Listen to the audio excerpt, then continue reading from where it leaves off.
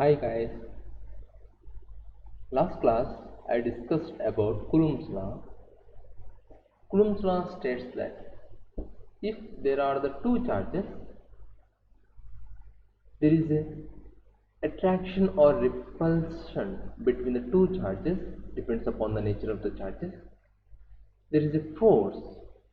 That force is directly proportional to magnitude of the charge and inversely proportional to square of the distance between them. So that law is given by Coulomb. So I want to give a virtual demonstration with the help of PHET stimulation. This is a setup of the Coulomb's law. Here Q1 is charge and Q2 is another charge. They can be placed on the scale of 0 to 10. Anywhere you can give. And you can change the nature of the charge. Okay. Now I kept Q1 and the Q2 at a distance of 10 centimeter, so 1 each centimeter the length, and if the charge is 0, so according to Coulomb's law, there is a no force of attraction or repulsion because there is a no charge at here. Suppose if you can give the same charge, Q1 is negative 10 microcoulomb and Q2 is also negative 10 microcoulomb. So if they are separated at a distance 10 centimeter, according to Coulomb's law, each charge exerts a force on each. Here the arrow mark shows the magnitude and the direction of the force. The amount of the force, the magnitude of the force on Q1 due to Q2 is 9.17 times 10 power 1 Newton. Simply 91.7 Newton. Similarly, the force exerted on Q2 due to Q1 equal to also same because both are same quantity of the charge and they are separated distance. According to Coulomb's law, this force will increase if you increase the amount of the charge. Force is directly proportional to product of the charges, or force is inversely proportional to distance between them. Inversely proportional means if I move the Q2 charge close to Q1, let it be at 6 centimeter. It means the distance between the Q1 and the Q2 is now 6 centimeter. Now here you can see the force on Q1 by Q2 is increased. Similarly, the force on Q2 by Q1 is also increased. Here we do not increase the quantity of the charge, we just decrease the distance between them. Let's see what happens if I decrease it furthermore. So if I decrease it furthermore, instead of the 6, now it's 3. The force on Q1 by Q2 increased so much. So if you increase the distance between them, if you decrease the distance between them, so there is a change in the force due to one each other. Or if you can increase the magnitude of the force, suppose if I increase the magnitude of the force on each other. Now instead of the taking both negative charges or positive charges, now Q1 is positive 6 microcoulomb and Q2 is minus 7 microcoulomb. Now if you increase the magnitude of the Q1 6 to 7, now you can see the force on Q1 by Q2 is also increased. If I increase it further, 8, 2, 9 and the 10. So the magnitude of the force is also increased. So this stimulation helps us to understand the force between the two charges is directly proportional to product of the charges, and it's inversely proportional to square of the distance between them. So this is known as Coulomb's law.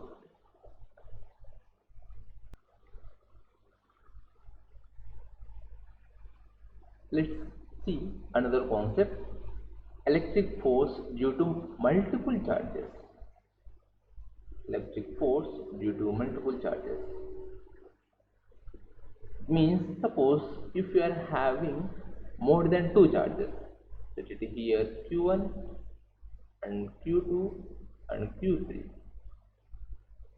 If these three are the charges, I want to know what is the force, let it be all or the same charge, Q1 plus Q1, everything is a plus. I want to know what is the what is the force on charge Q1 by Q2 and by Q3.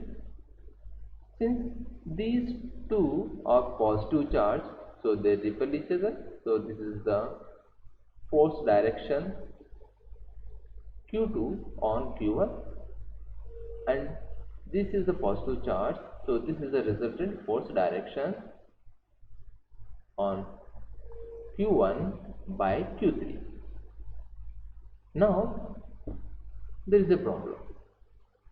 If this is the force and this is the force, we know that force is a vector. We need to calculate the resultant of these two forces. We already having that knowledge how to calculate the resultant force. Let's recall about vectors. If A bar is a vector, it is in this direction, and B bar is another vector that is in this direction. The resultant of the A bar and the B bar, so that we can easily calculate by using parallelogram law of vectors.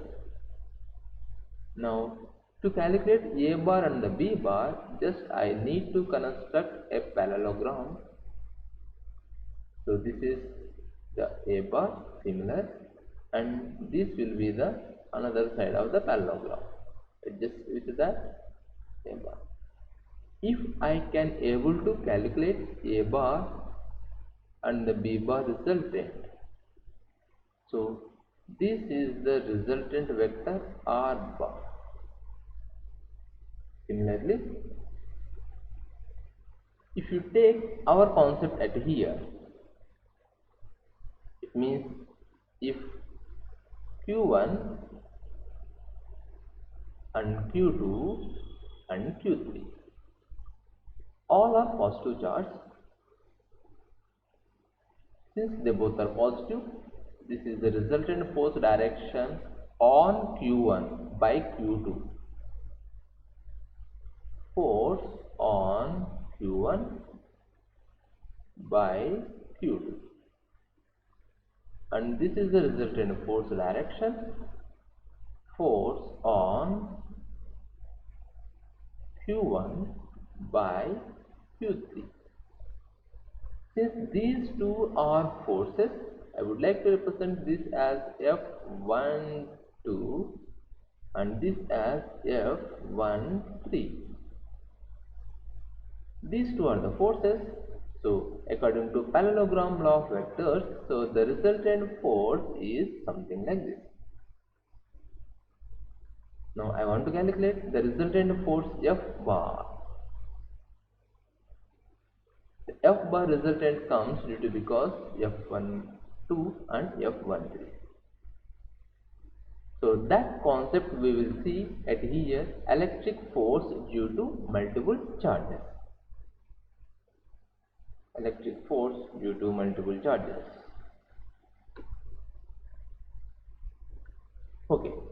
Let me take a setup. For that I need a setup. So I want to construct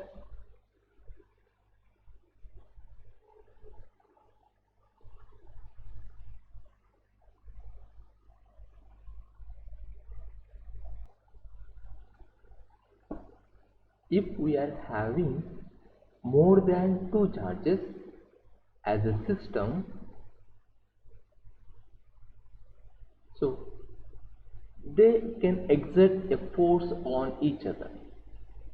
Suppose if you want to calculate only force on one charge due to other, we will use a principle known as principle of superposition. It's a very powerful principle in the physics.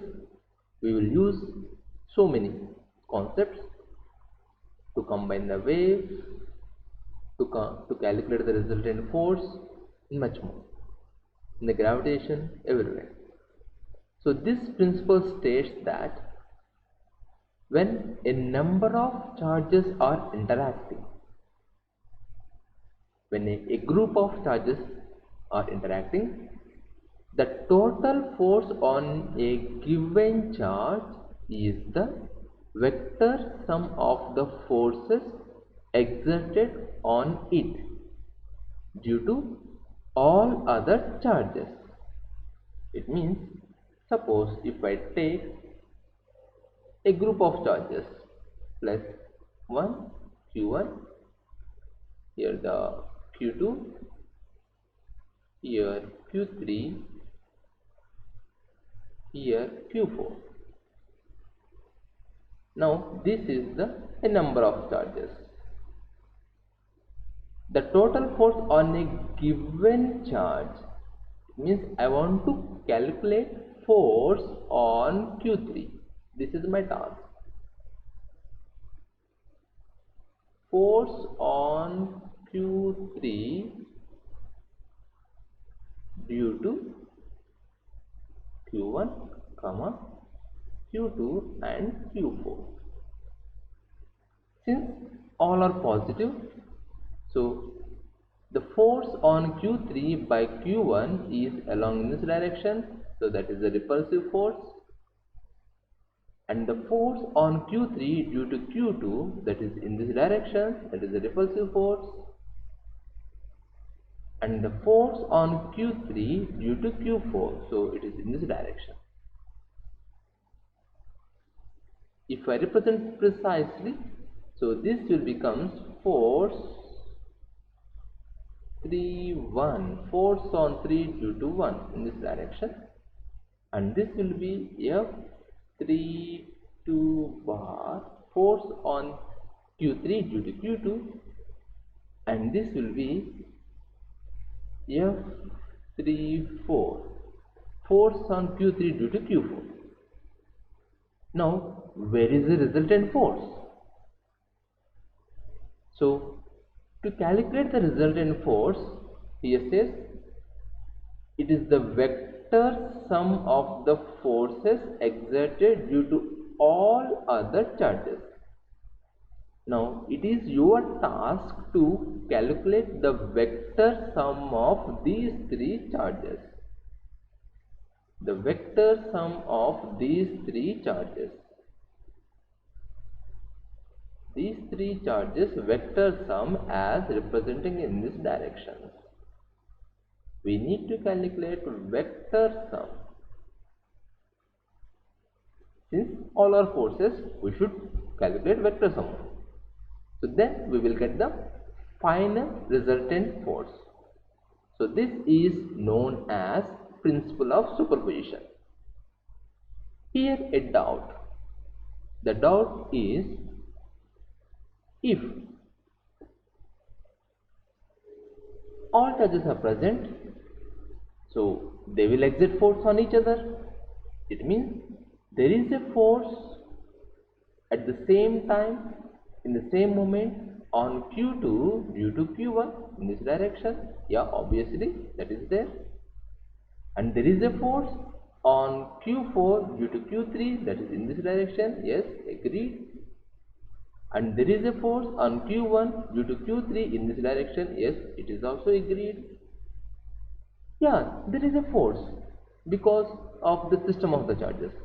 But this principle states that the force between two charges is not affected by the presence of other charges. It means the force between Q1 and Q3, the force between Q1 and Q3 do not affected by Q2 and Q4. That is what the principle says. So this principle is known as principle of superposition. So till now I discussed about one law, that's Coulomb's law, and one principle at the starting stage of the chapter. So these two concepts very important. So fix it in your mind. Again one more time. So this principle states that when a number of charges are interacting, the total force on a given charge is the vector sum of the forces exerted on it due to all other charges. Now here the condition: the force between two charges is not affected by the presence of other charges. I would like to discuss this with an example, so that will give us better understanding. Let's see an example. Consider three charges. Let it as Q2 and this as Q1 and this as Q3. Now I want to calculate force on Q1 by Q2 and Q3. Task: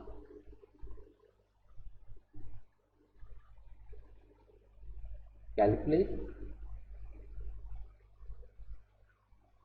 resultant force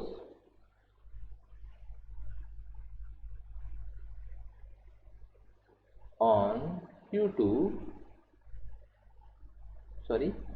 on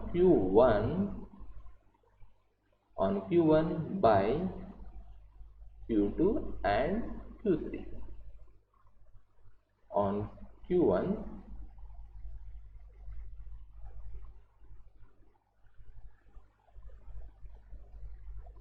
Q1 by Q2 and Q3.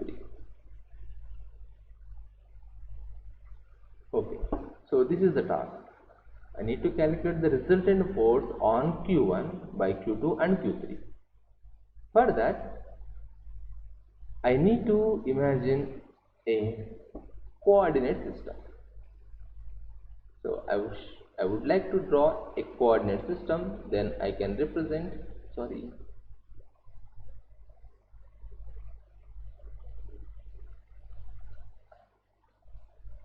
this is the XY coordinate system I have taken. Why I need the coordinate system? Because with the help of the coordinate system, I need to represent the position of the charges. If I represent the position of the charges, then easy to calculate the distances. Now, the position of the charge Q1 from the origin is Q1 in this direction.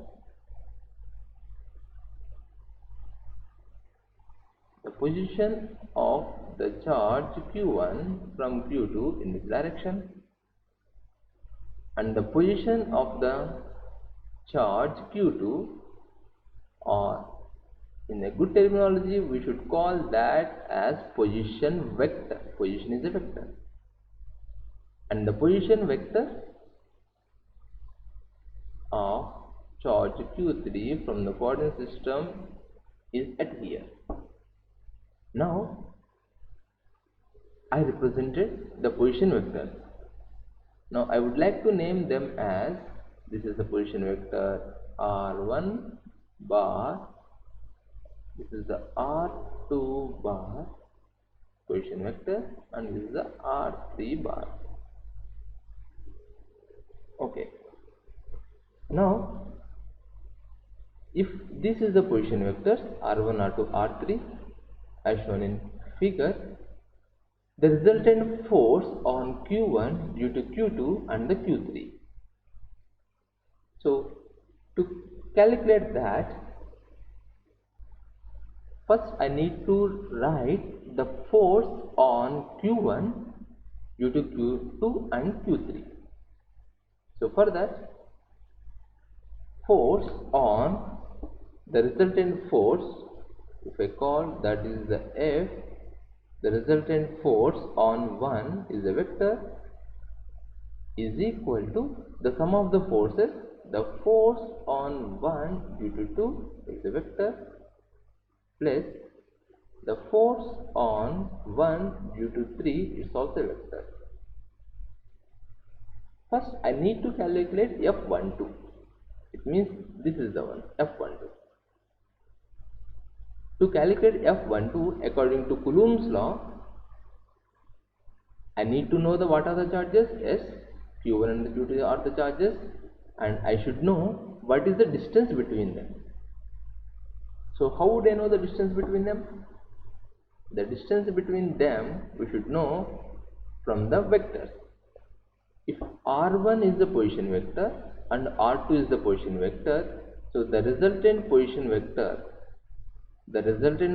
vector from R1 to, so this will be as a resultant position vector. The resultant position vector here we can write R12. So now I will use the Coulomb's law between Q1 and the Q2. I will write F12 bar equal to K times Q1 Q2 by R square. So here R square is R12 square. So this is the distance between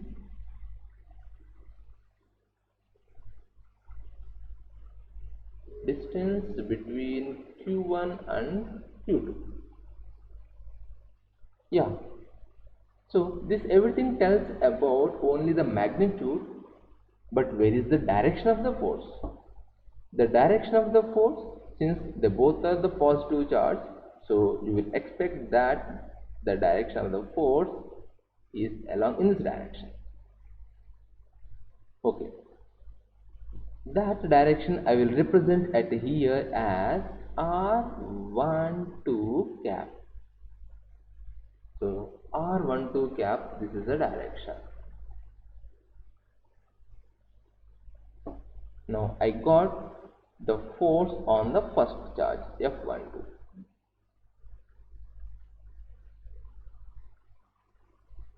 Now I want to calculate F13.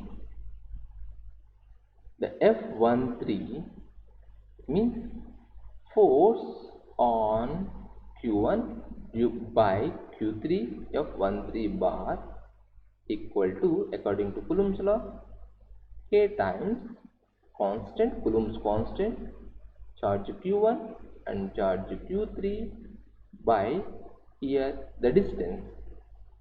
So now we have to draw the distance between Q1 and the Q3. Now the distance between the Q1 and the Q3, so that is the distance, I can represent that as R13 bar. So the R13 bar is the distance. Now here I can write the distance between them as R13 square. Now this is the magnitude, and where is the direction? The direction is R13 roof. The R13 roof, where is the resultant direction?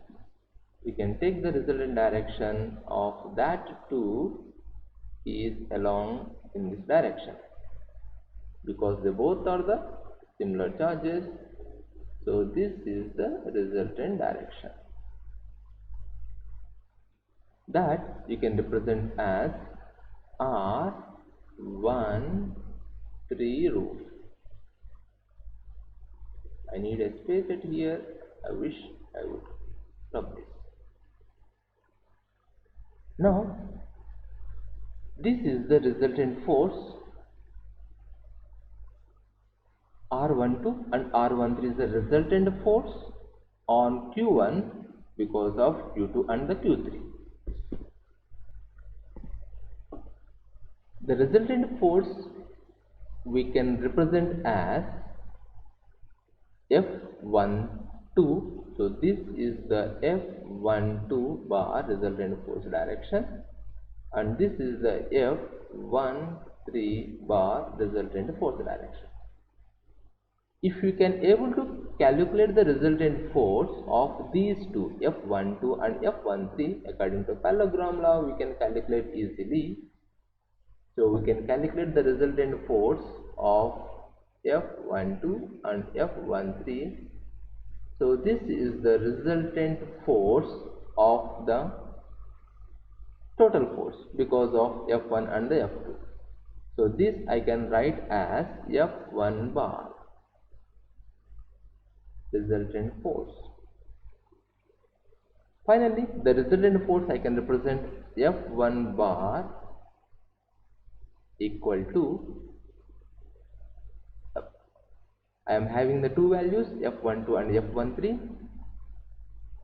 I can plug in there. So K times Q1 Q2 by R12 square times R12 cap plus K times Q1 Q3, now R13 square and R13 cap. So this is the resultant force of the magnitude and this is the resultant force of direction. If you want to do further simplification, what is the further simplification?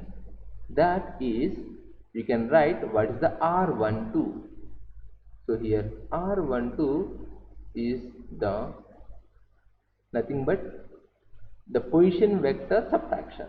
So that I can write as R12 equal to magnitude of, just that is only magnitude, R1 bar minus R2 bar.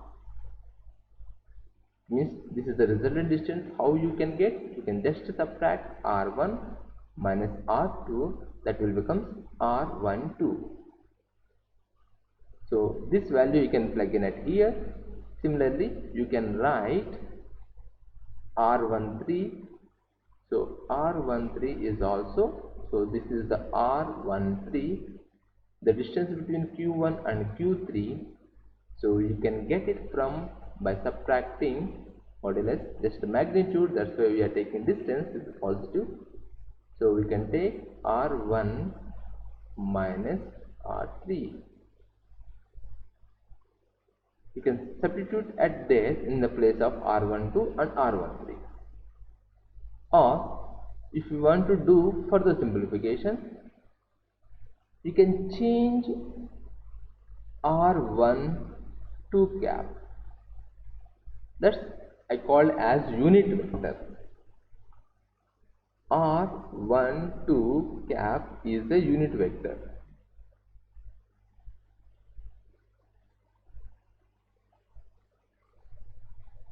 According to unit vector definition, unit vector is nothing but a vector divided by its magnitude. So R12 cap I can write as, according to unit vector definition, a vector divided by its magnitude. So here the vector is R1 minus R2. The magnitude is modulus of R1 minus R2. Similarly, I can write R13 roof equal to R1 minus R3 by modulus of R1 minus R3. If you can substitute these values at here in the given, the expression changes as, the following expression will be changes as F1 bar equal to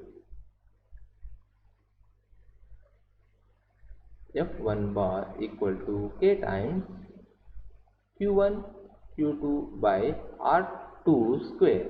In the place of R2, I wish I substitute this value. So R2 is nothing but modulus of R1 bar minus R2 bar, and R12 value. So R12 value I can get it from the unit vector. It is the value of R1 minus R2 divided by, sorry, here the square is there, modulus of R1 minus R2 plus here the same K times Q1 Q3 by R13 square. R13 value, it is modulus of R1 bar minus R3 bar square, and you can substitute the R13 value, its value of R1 minus R3 by modulus of R1 minus R3.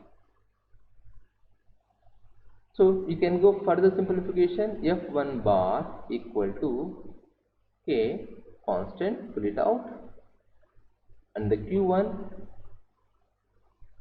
Q2 by modulus of R1 minus R2 whole cube. Here the square is there, here the by times the 1, R1 minus R2 whole cube times R1 minus R2 plus Q1 Q3 divided by modulus of R1 bar minus R3 whole cube times R1 minus R3.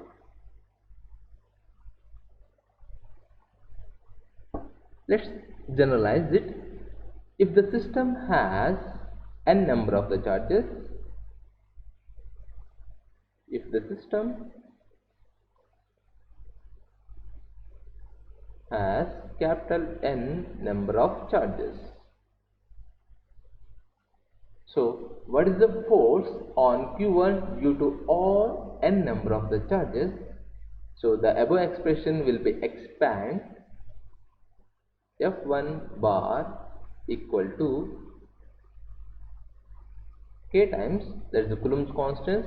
I would like to write 1 upon 4 pi epsilon naught of Q1 Q2 times R1 minus R2 by modulus of R1 minus R2 whole cube plus Q1 Q3 times R1 minus R3 by modulus of R1 minus R3 whole cube plus, and so on.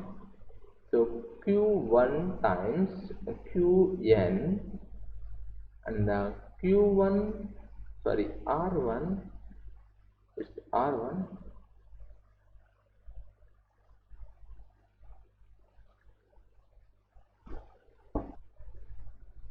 Qn times R1 minus Rn divided by modulus of R1 minus Rn whole cube. Now you can write in the summation form in the simplest manner. F1 bar equal to Q1 by 4 pi epsilon naught sigma I equal to 2 to n, sigma I equal to 2 to n Qi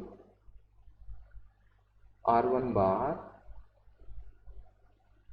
minus Ri divided by modulus of R1 bar minus Ri whole cube.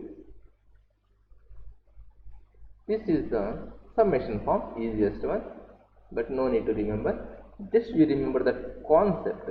How would you to calculate the resultant force on a given charge due to because of other charges? For that, first you need to imagine a coordinate system. You are free to select any coordinate system anywhere, because with the help of the coordinate system only we can able to locate the charges in the respective of the position vectors. Once if we can able to locate the charges into the respect of position vectors, we can able to calculate the distance between that charges. So if we know the distance between that charges, so Coulomb's law help us to solve further. By using this expression, we can able to calculate the magnitude of the resultant force. So that gives with the help of the principle of superposition. And for the directions, we have to work it out for the directions. So the summation of the all the resultant force directions, the vector sum of the all the forces will give the resultant direction. So this is the concept about force on a given charge due to because of the presence of the other charges.